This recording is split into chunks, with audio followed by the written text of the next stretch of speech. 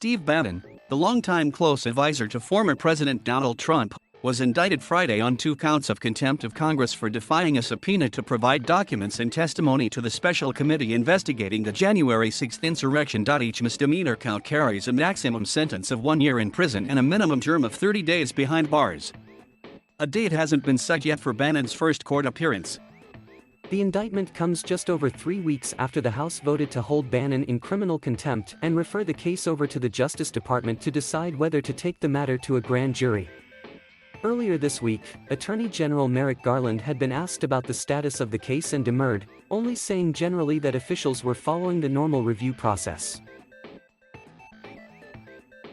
Bannon had refused to comply with a congressional subpoena issued by the House panel investigating the January 6 attack on the Capitol. He was scheduled to appear before the panel, but instead his lawyers sent a letter claiming Bannon was exercising executive privilege, per the instruction of Trump's lawyer.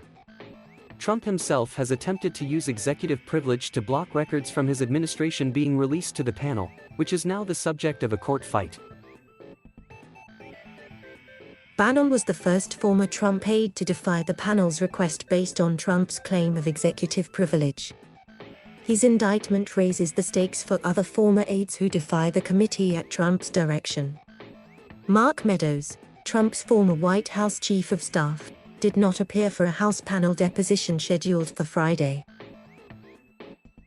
Mr. Meadows' actions today, choosing to defy the law, will force the Select Committee to consider pursuing contempt or other proceedings to enforce the subpoena, Reps. Benny Thompson and Liz Cheney, co-chairs of the committee, wrote in a statement. The indictment was signed by the newly confirmed U.S. Attorney in Washington, Matthew Graves, marking one of his first politically significant actions as the head of the office that's taken the lead this year in prosecuting hundreds of cases related to the Capitol riot.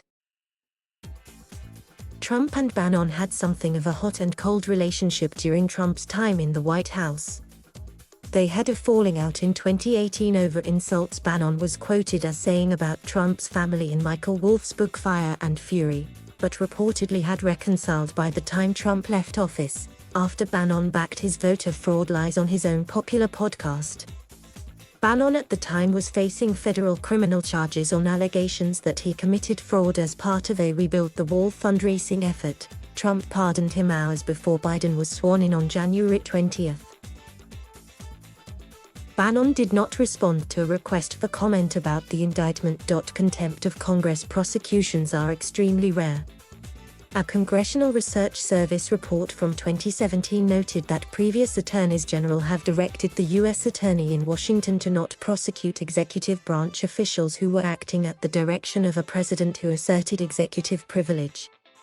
Trump is not, however, president anymore, and has so far lost in court trying to argue that he should be able to claim that privilege to block document demands by the committee even though Biden has refused to support it.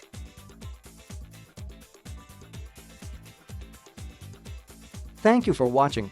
Please subscribe